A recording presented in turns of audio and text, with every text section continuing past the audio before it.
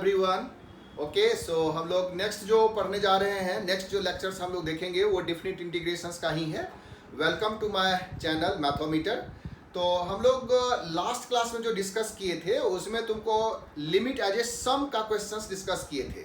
ठीक है, अब हम लोग प्रॉपर्टीज बेस्ड क्वेश्चंस करेंगे। तो प्रॉपर्टीज बेस्ड क्वेश्चंस के लिए हम तुमको बता रहे थे कि जो फंक्शंस है, अभी हम लोग देख रहे हैं डिफिनिट इंटीग्रेशंस का प्रॉपर्टीज। ठीक है, properties of definite integration, definite integration. ठीक है ना। सो तुम देखो कि इसमें हम लोग बेसिक जो टर्म्स लिखे थे कि अगर कोई फंक्शन एफ ऑफ एक्स है और इसका इंटीग्रेशन अगर हम लोग लिखते हैं ए से बी के बीच में, ये सब चीज बार बार लिख रहे हैं इसीलिए कि तुमको याद रहे। इसमें x का जो वैल्यू है ना वो a से b है, मतलब ये लिमिट्स हम x का रखते हैं जिसके रिस्पेक्ट में हम इसको इंटीग्रेट करना चाहते हैं।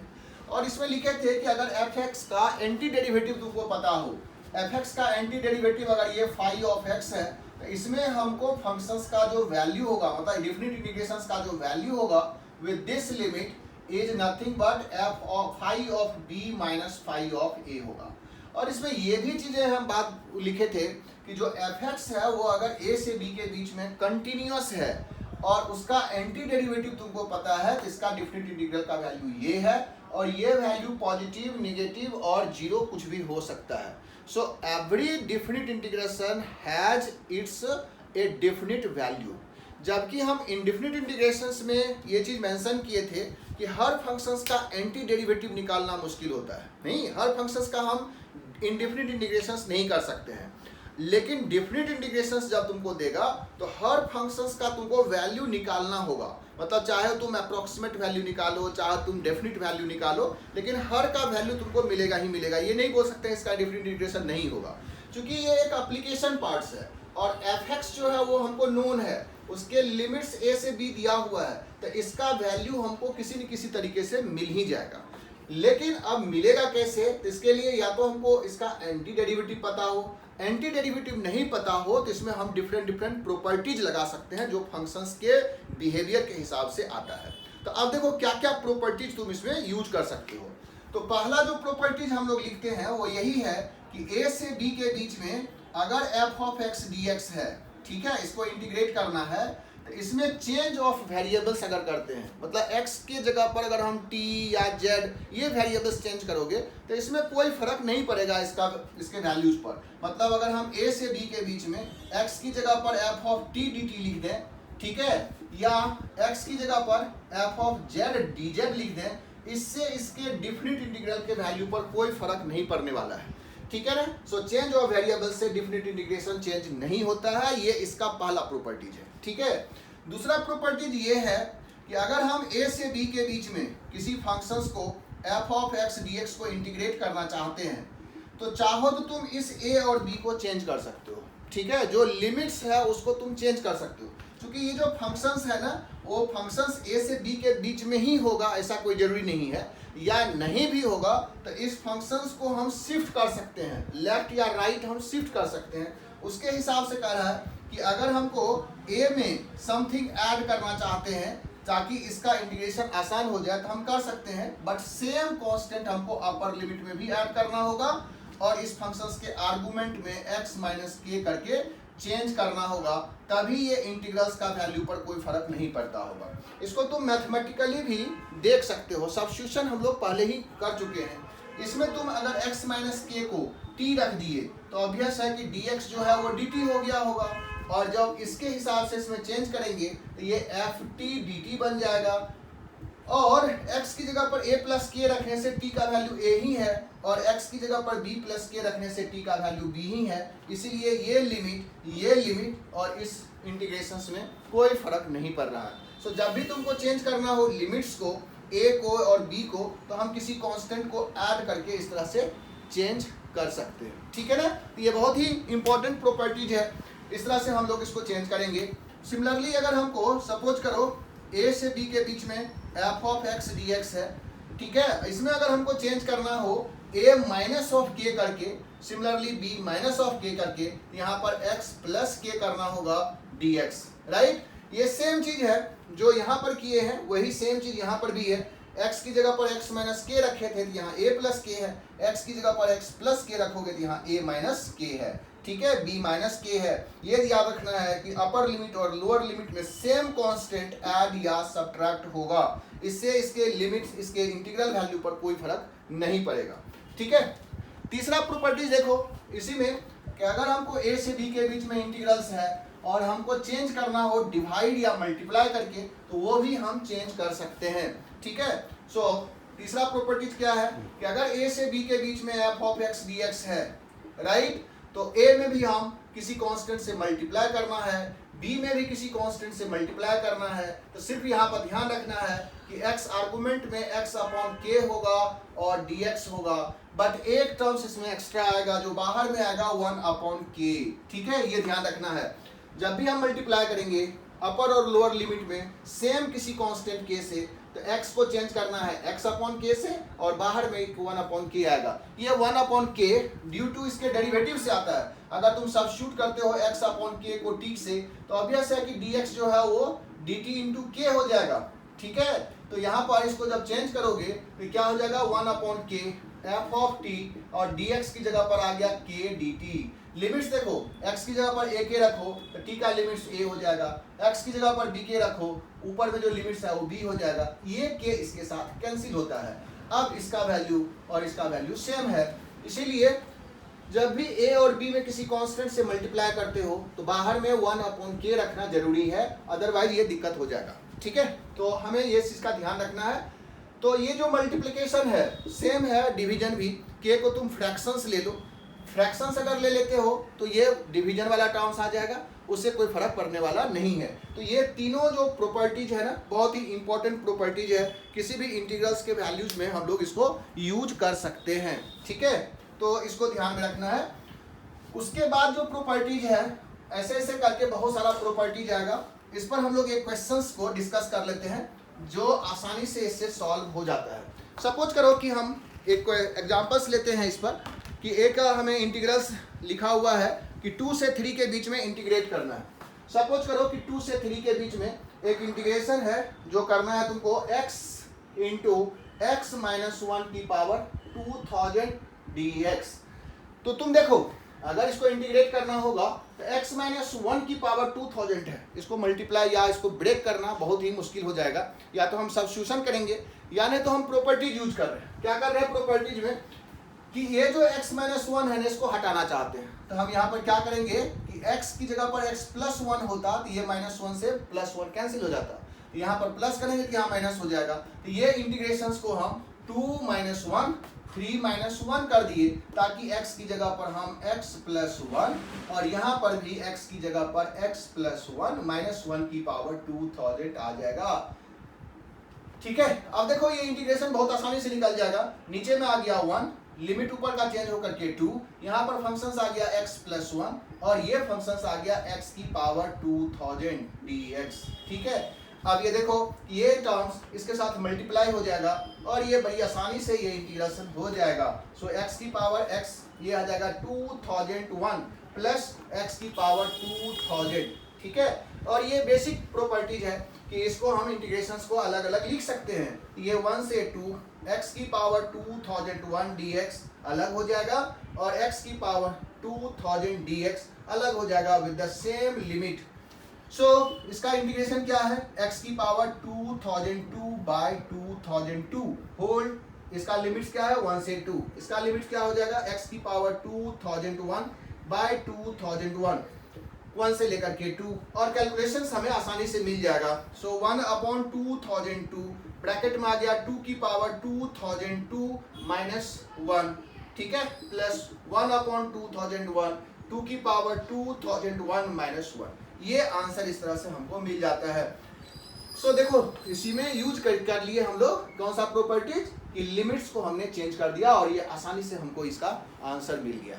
तो ऐसे अगर तुम बनाते हो, इस तरह से तुम यूज करते हो तो तुमको आसानी से ये क्वेश्चन सब बनेगा, ठीक है। चलो नेक्स्ट हम लोग देखते हैं और भी प्रॉपर्टीज है इसमें जिसको हम लोग इसमें यूज करेंगे,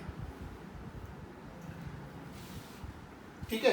एक प्रॉपर्टी और भी देखो, ये बेसिक प्रॉपर्टीज है कि अगर a से b के बीच में कोई फंक्शंस को इंटीग्रेट करना है f(x) dx को, बाय द वे अगर तुमको लिमिट्स उल्टा करना हो, a को b की जगह पर, b को a की जगह पर, तो तुम कर सकते हो। इस लिमिट्स को हम b से a के टर्म्स में लिख सकते हैं, f ऑफ x dx ही रहेगा, बट यहाँ पर एक माइनस साइन आएगा। ठीक है, ये तो तुमको डायरेक्ट वैल्यू से भी पता चल जाएगा कि फाई एक्स जो है उसका integral anti derivative phi x था, phi b minus phi a था।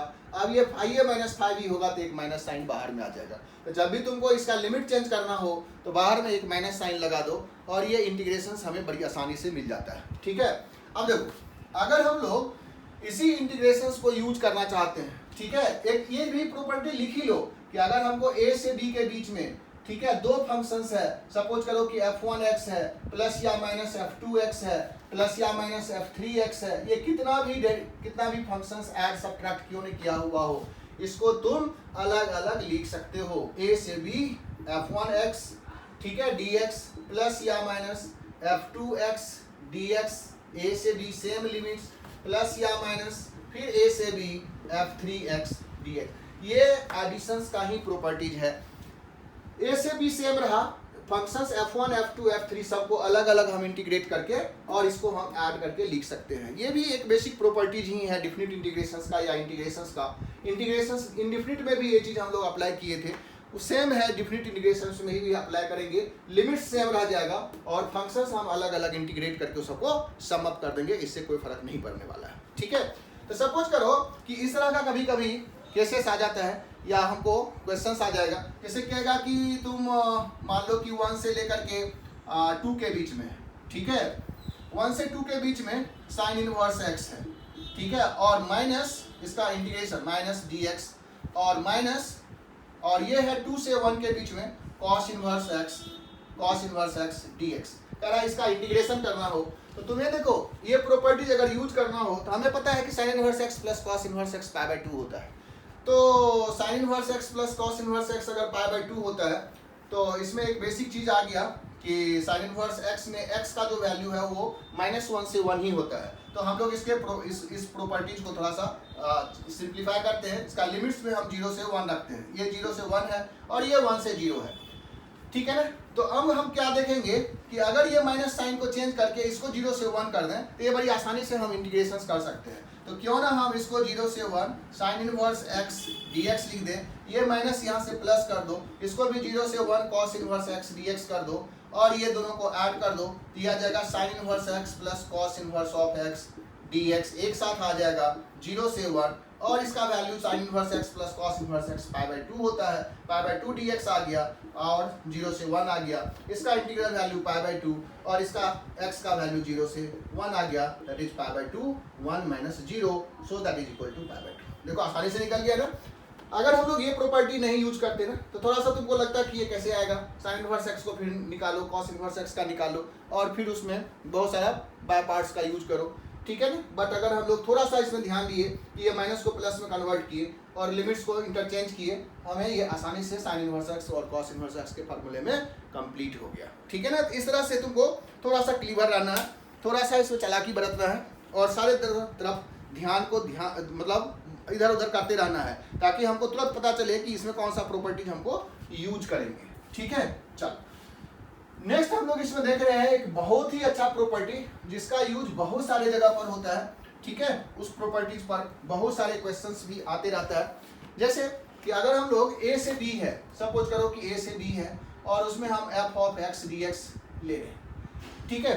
अब देखो कि ये fx का a से b जो है कह रहा है तुम इसको लिमिट्स को चेंज करो। कैसे चेंज करो, तो लिमिट्स में हम बीच में जो टर्म्स है ना उसको ब्रेक कर रहे हैं, इसको बोलते हैं लिमिट्स को ब्रेक करना। तो हमें कह रहा है कि अगर कोई नंबर्स a से है और इसको हम c1 तक ले गए f of x dx plus फिर c1 से लेकर के c2 ले गए f ऑफ x dx, फिर c2 से लेकर के c3 ले गए f ऑफ x dx, ये बहुत सारा हम चेंज किए और cn से लास्ट में b तक ला करके छोड़ दिए f ऑफ x dx, ठीक है।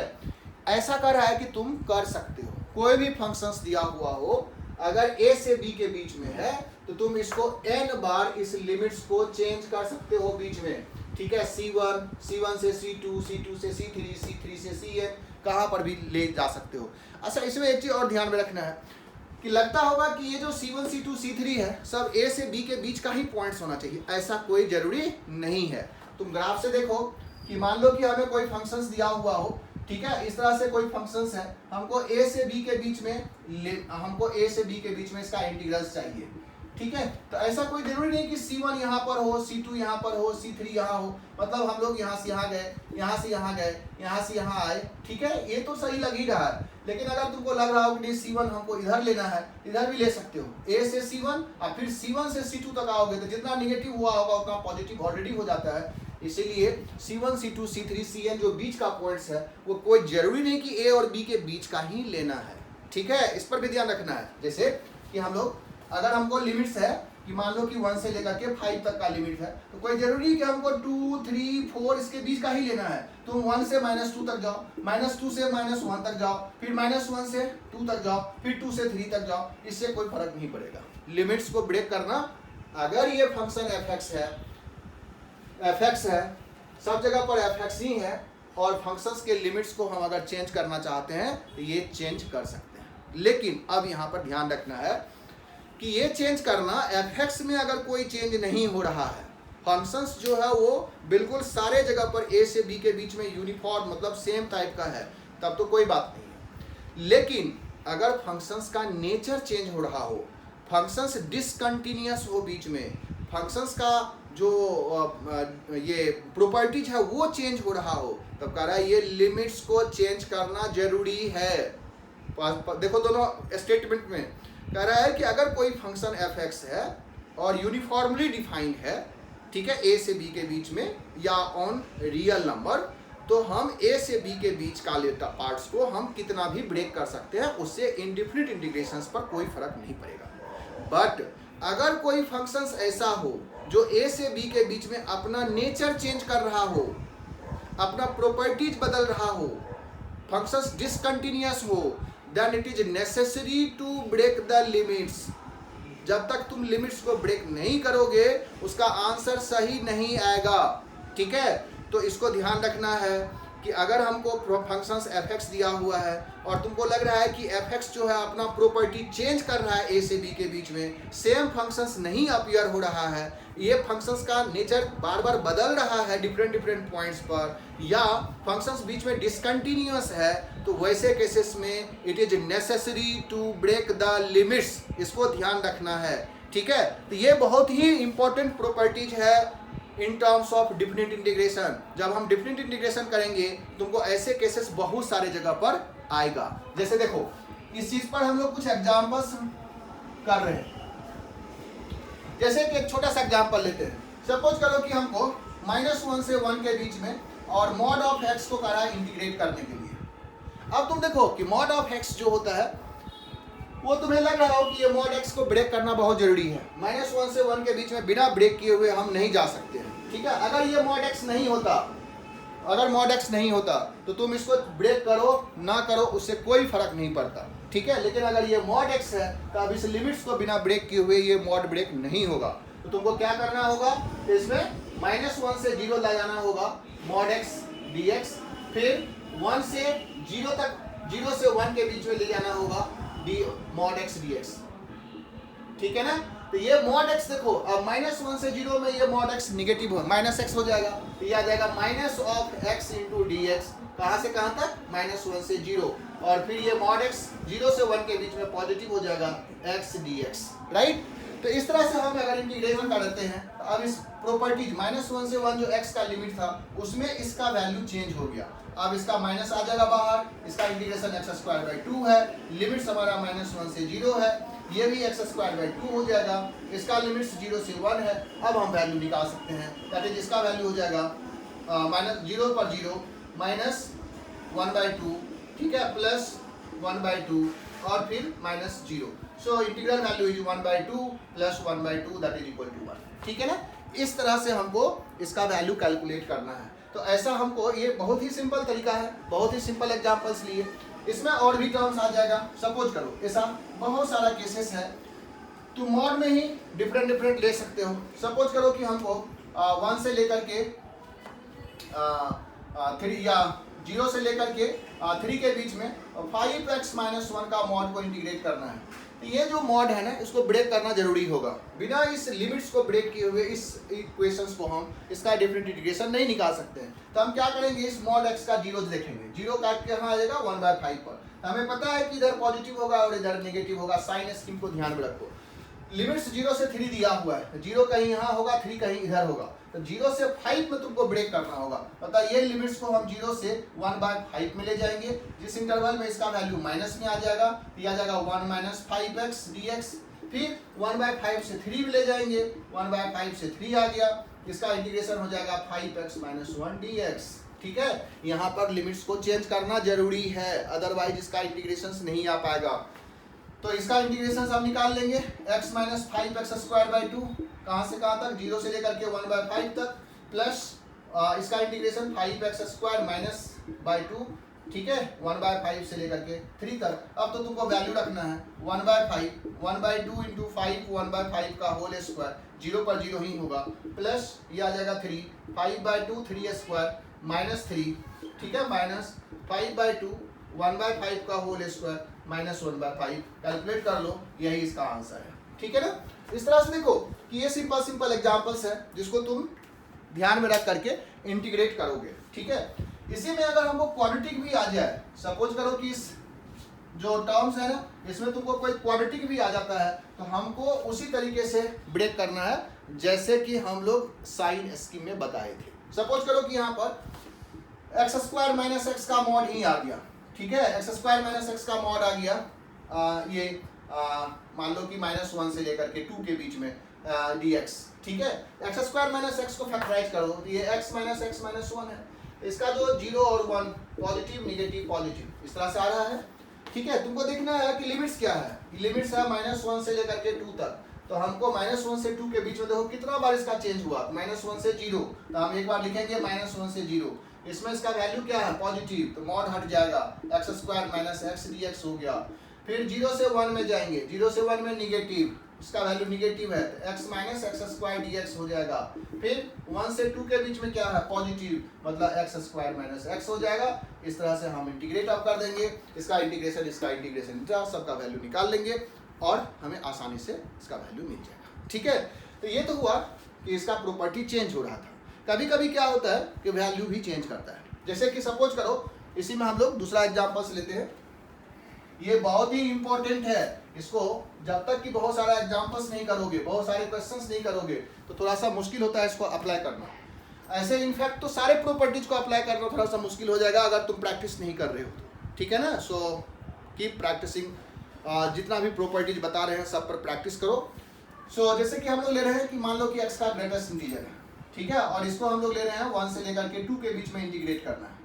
अब तुमको याद होगा कि ग्रेटेस्ट इंटीजर ऑफ x का, कि ग्रेटेस्ट इंटीजर ऑफ x क्या हो जाएगा, 0 से 1 के बीच में अगर हम देखेंगे इंटीग्रल वैल्यू, मतलब ये तुम देखो कि इसका वैल्यू तो इंटीजर ही होगा। मतलब ये चीज ध्यान रखना कि जो x का वैल्यू 1 से 2 है उसमें तो ये इंटीजर ही होगा, बट ये इंटीजर क्या होगा, चेंज होगा। कहाँ से कहाँ तक चेंज होगा, तो 0 से 1 के बीच में इसका इंटीग्रल वैल्यू अलग है और 1 से 2 के बीच में इसका इंटीग्रल वैल्यू अलग है। तो कह रहा है कि यहाँ पर तुमको लिमिट चेंज करना होगा। तो कैसे चेंज करेंगे, तो हम लिखेंगे इसको 0 से 1 के बीच में जो ग्रेटेस्ट इंटीजर है, प्लस 1 से लेकर के 2 के बीच में जो ग्रेटेस्ट इंटीजर है, इसका वैल्यू अलग अलग है। इसका वैल्यू 0 होगा, 0 dx, 0 से 1, इसका कोई मतलब ही नहीं रहा। इसका वैल्यू 1 dx होगा, ठीक है, ये 1 से 2 के बीच में ये आ गया x, और इसका 1 से 2 के बीच में 2 माइनस 1 दैट इज 1। इस तरह से हम कैलकुलेट करेंगे। इसी में अगर मान लो कि हमको x² आ जाता, सपोज करो कि ऐसा आता 1 से लेकर के 2 के बीच में, तब हम कैसे ब्रेक करते, तो बिल्कुल बेसिक से चले जाओ। x² का देखो कि इंटीजर वैल्यू 1 से 2 के बीच में क्या हो सकता है, क्योंकि हम इसका इंटीजर देख रहे हैं, लिमिट्स हमको 1 से 2 है, वैल्यू किसका चेंज हो रहा है, ग्रेटेस्ट इंटीजर ऑफ x का।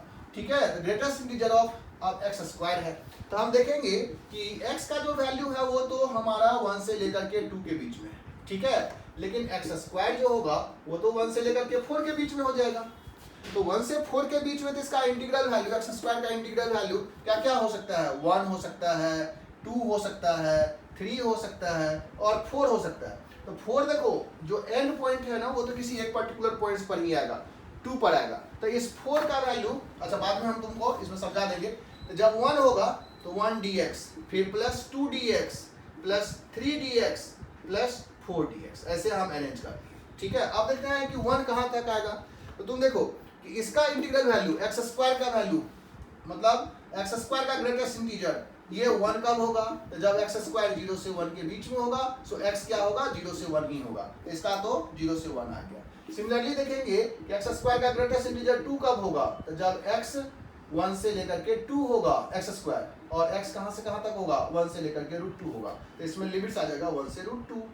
सिमिलरली एक्स स्क्वायर का ग्रेटेस्ट इंटीजर 3 कब होगा, तो जब एक्स स्क्वायर 3 से लेकर के 4 होगा। ठीक है, 3 से 4 होगा तो एक्स क्या हो जाएगा, 3 हो जाएगा 2 से लेकर के 3 के बीच में, 2 हो जाएगा 1 से 2, और 3 हो जाएगा 3 से लेकर के 4 के बीच में, 3 से लेकर के 4 के बीच में। तो √2 से √3, हाँ ठीक है, 2 से 3 के बीच में 2 आएगा, 2 से, यहाँ गलती कर रहे हैं, 1 से 2 के बीच में ये 1 ही आएगा। ठीक है, ये 0 आना चाहिए, 0 से 1 के बीच में। ठीक है, इसमें थोड़ा सा गलती आ गया। इसका वैल्यू 1 आएगा 1 से लेकर के 2 के बीच में। ठीक है, ये आ जाएगा 1 से लेकर के 2 के बीच में, तो x आ जाएगा 1 से √2। तो इसमें लिमिट्स आना चाहिए 1 से लेकर के √2। ठीक है, जब ये वैल्यू 2 होगा, ये वैल्यू 1 होगा। ठीक है, 2 होगा, इसका वैल्यू आना चाहिए 2 से 3 के बीच में। तो 2 से 3 के बीच में तो x क्या हो जाएगा, √2 से √3, यहाँ पर जाएगा √2 से लेकर के √3। सिमिलरली 3 कब होगा, तो जब एक्स स्क्वायर का वैल्यू 3 से 4 होगा। ठीक है, तो x क्या हो जाएगा, तो √3 से लेकर के √4 दैट इज 2। ठीक है, तो √3 से लेकर के 2, तो एग्जॉस्ट हो गया नहीं, ये सारा अपर लिमिट तक आ गया, ये 4 वैल्यू इसमें नहीं आएगा। अब इसका इंटीग्रेशन हम कर लेंगे, ये आ जाएगा x 1 से लेकर के √2, फिर आ जाएगा 2x, इंटीग्रेशन आ गया √2 से लेकर के √3, फिर 3x, इसका इंटीग्रेशन आ गया √3 से लेकर के 2, और इसको कैलकुलेट कर लो, यही इसका इंटीग्रल वैल्यू हो गया। ठीक है ना, तो तुम देखो कि सेम चीज आ रहा है कि जब भी हमको प्रॉपर्टी चेंज हो रहा हो या फंक्शंस हमको चेंज हो रहा हो, तो वैसे केसेस में हम इसका इंटीग्रेशंस जो है वो बिना ब्रेक किए हुए कैलकुलेट नहीं कर सकते। ठीक है, एक और एग्जांपल्स देखो, इस तरह से हम लोग इसके हर एक प्रॉपर्टीज का एग्जांपल्स तुमको देंगे, ताकि तुमको अंडरस्टैंडिंग जो है वो बहुत अच्छे तरीके से हो। क्लियर कट अंडरस्टैंडिंग होना बहुत जरूरी है। सपोज करो कि एक इंटीग्रेशन है -1 से 1 fx dx, और तुमको फंक्शंस fx जो है वो अलग से डिफाइन कर दिया। ठीक है, फंक्शंस डिफाइन कर दिया कि 1 - 2x है, 1 - 2x है when x is less than equal to 0, और 1 + 2x है, 1 + 2x है when x is greater than equal to 0। तो फंक्शंस जब इस तरह से डिफाइन कर दिया हो, तो तुमको इस लिमिट्स के अंदर -1 से 0 में देखना है, तो तुमको इसको चेंज करना ही होगा। -1 से 0 तक जो फंक्शंस निगेटिव होगा उसमें इस इंटीग्रेशंस को इंटीग्रेट करना है, इस फंक्शंस को इंटीग्रेट, और 0 से लेकर के जब पॉजिटिव होगा 1 तक, तो ये हमको 1 + 2x दिया हुआ है, क्योंकि फंक्शंस का प्रॉपर्टीज ही चेंज हो रहा है। ठीक है ना, फंक्शंस ही अलग अलग इंटरवल में अलग अलग दिया हुआ है, तो हम इसको इंटीग्रेट करने के लिए इसके लिमिट्स को चेंज करना होगा। ठीक है, तो अब तो ये आसान हो गया, x - 2x² 2, ये -1 से 0, और ये 1 + 2x² 2, ये x। ठीक है, और ये 0 से 1। ठीक है ना, यहाँ पर 0 पर तो 0 आ जाएगा, -1 पर ये -1 और -1। ठीक है, +1 पर ये आ जाएगा 1 + 1। ठीक है, तो ये आ गया कितना, वैल्यू तो 0 हो गया, ये आ गया -2 और +2 दैट इज इक्वल टू 0। ठीक है ना, तो फंक्शंस का इंटीग्रल वैल्यू -1 से 1 के बीच में fx जो है उसका इंटीग्रल वैल्यू 0 है। ठीक है ना, तो इस तरह से तुम देखो कि इस प्रॉपर्टीज को हम लोग यूज किए कि a से b के बीच में जब भी हमको इंटीग्रेशंस का लिमिट चेंज करना हो, तो या तो हम अपने मन से चेंज कर रहे हैं अगर फंक्शंस डिफाइन है, लेकिन अगर फंक्शंस का प्रॉपर्टीज ही चेंज हो रहा हो, फंक्शंस का वैल्यू ही चेंज कर रहा हो, फंक्शंस डिसकंटिन्यूअस हो, तब वहाँ पर चेंज करना जरूरी है। ठीक है, इसको ध्यान रखना है, जरूरी है, तभी हम आगे बढ़ेंगे, तभी उसका इंटीग्रल वैल्यू हमको सही से आएगा। ठीक है ना, तो यहाँ तक हम लोग इस टर्म्स को रखने देते हैं, फिर नेक्स्ट लेक्चर्स में हम लोग उसका जो और प्रॉपर्टीज है वो तुमको बताएंगे। ठीक है, इसमें देखो प्रॉपर्टीज बहुत सारा है, इसीलिए हम लोग प्रॉपर्टीज पर ध्यान रखेंगे। ठीक है, तो लेक्चर्स को, सारे लेक्चर्स को देखो और सीक्वेंस में देखना, ये नहीं कि जंप कर गए कि फर्स्ट लेक्चर देखे और उसके बाद लास्ट लेक्चर देख लिए, इससे फायदा नहीं होगा। जैसे तुम क्लास में पढ़ते हो, ठीक है, एक लेक्चर पढ़ा, घर गया, उस पर प्रैक्टिस किया, कुछ जो प्रैक्टिस किया उसमें से जो डाउट होगा वो डाउट कलेक्ट किया, फिर हम नेक्स्ट लेक्चर्स के लिए देखेंगे। हो सकता है कि वो डाउट नेक्स्ट लेक्चर में तुम्हारा क्लियर हो जाए। इस तरह से हम तुमको बताएंगे भी और तुमको समझाएंगे भी, तुमको आसानी से समझ में आएगा। हर एक चैप्टर्स का क्लियर कट कंसेप्ट बन जाएगा और बहुत ही अच्छा करोगे, चाहे तुम जो भी एग्जाम्स देते हो, अगर तुम सीरियसली देख रहे हो सारे लेक्चर्स को। ठीक है, ओके। तो हम नेक्स्ट लेक्चर्स जो है प्रॉपर्टीज ऑफ डिफरेंट इंटीग्रेशन फिर से देखेंगे। ठीक है, ओके, बाय, टेक केयर।